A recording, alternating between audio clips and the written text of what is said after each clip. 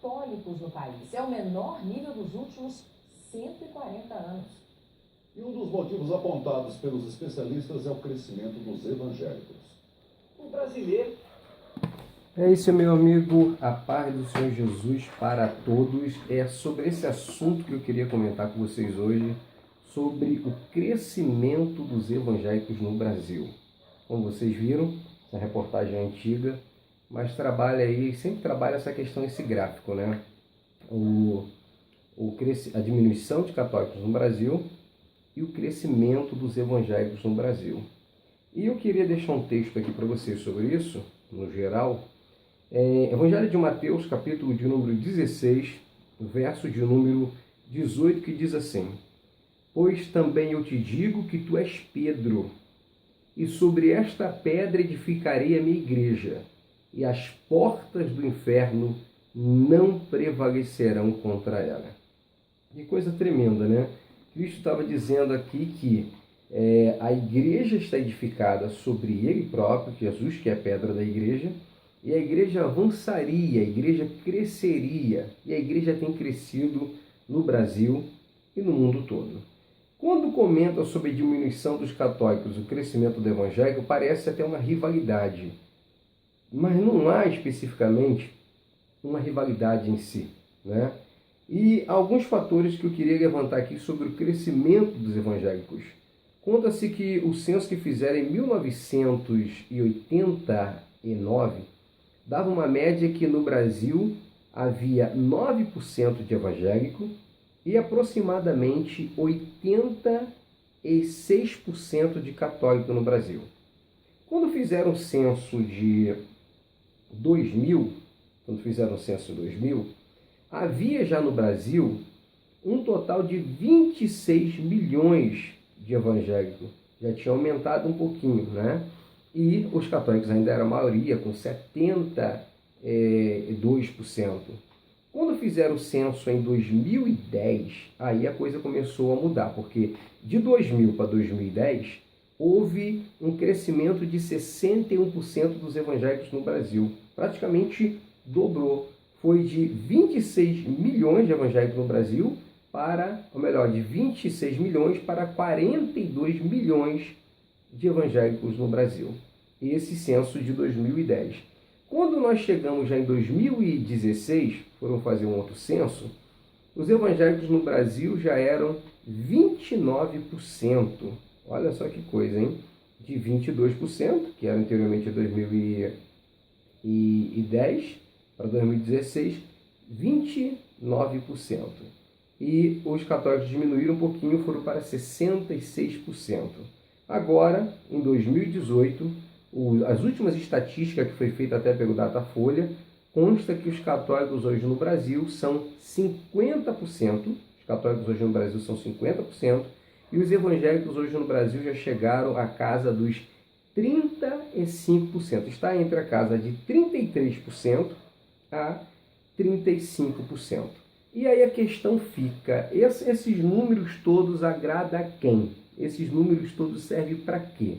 Serve com certeza para demonstrar força que os evangélicos estão crescendo no Brasil, mas também isso não é indicador de que as coisas estão melhorando, ou que está tendo mais santidade, ou coisas do ritmo. Porque com esse crescimento também tem acontecido algumas coisas ruins. E eu poderia apresentar algumas coisas ruins do crescimento dos evangélicos no Brasil que tem acontecido também. Cresceu o número de evangélicos não praticantes, cresceu o número dos chamados desigrejados, pessoas que dizem que são evangélicas, mas não são de igreja nenhuma, né? E cresceu o número também do chamado evangélicos genérico. É isso daí. Evangélico genérico é aquela pessoa que é evangélico de todo lugar. Ele visita todo tipo de igreja e pega o que gosta de cada uma, visita várias, mas não é de igreja nenhuma. Então ele é chamado de evangélico genérico. Então há várias coisas também que não são boas e estão acontecendo no nosso meio. Como, por exemplo, hoje em dia, todo mundo que se torna pastor quer abrir uma igreja própria e fazer seu próprio ministério. Foi feita uma pesquisa esses dias para trás na revista Época, se eu não me engano, e exatamente sobre isso, sobre a questão de que hoje em dia tantas pessoas querem ter seu próprio ministério e serem seus próprios líderes, ou seja, cada pastor quer ter seu próprio templo. E isso é bom num sentido, mas é ruim em outro sentido também, porque muitas pessoas estão criando igrejas e seitas sem nenhuma base bíblica. Então, o que acontece? Nós estamos tendo um certo tipo de crescimento numérico que, na verdade, está sendo um inchamento. Por quê? Muitas pessoas que estão sendo batizadas hoje nas igrejas estão sendo batizadas sem saber o que é batismo, sem saber o que é a Bíblia Sagrada, sem saber no que estão entrando. Então, o que acontece? Não está tendo tanta base como tinha antigamente, né? Algumas igrejas têm, eu não estou dizendo isso no geral, mas algumas igrejas não estão tendo esse cuidado com a fé dessas novas pessoas. Cresceu também o número de ateus no Brasil, de pessoas que não professam nenhuma religião. Perguntar para a pessoa de que religião você é, vai dizer: eu não sou de nenhuma religião e nem quero, não acredito em Deus. Está crescendo também no Brasil e isso é uma coisa que nós temos que ficar bem atento. Foi feita uma pesquisa, e isso é interessante para os evangélicos ficar atentos. Foi feita uma pesquisa para entender por que o catolicismo encolheu tanto no Brasil e tem encolhido, e o número de evangélicos está crescendo tanto no Brasil.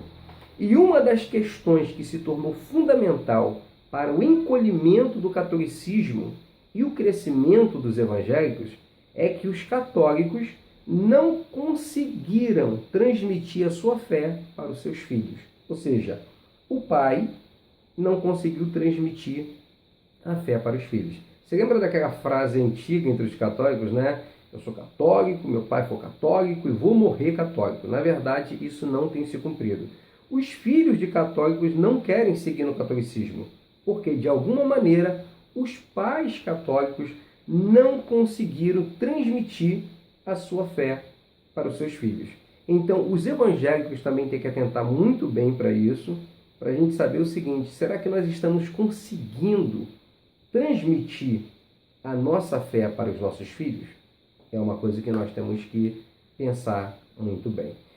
Sobre essa questão do crescimento dos evangélicos, esse crescimento atrai coisas boas, mas atrai coisas muito ruins também. Os evangélicos hoje são vistos como uma força política no Brasil. Hoje todo mundo quer se mostrar amigo dos evangélicos, os políticos querem se aproximar dos evangélicos.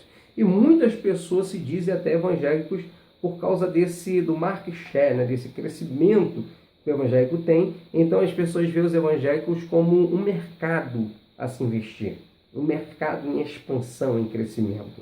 Então as pessoas já vêm com interesses financeiros e materiais também, porque agora se torna um mercado em vender produtos para os evangélicos. Isso também é importante, isso também é normal. Mas nós devemos ter muito cuidado para os evangélicos não ser uma massa de manobra, porque esse ano é ano eleitoral e os políticos, cada um deles tem um discurso preparado para convencer o povo evangélico. Aí a questão é, em quem você vai votar? Como escolher o candidato?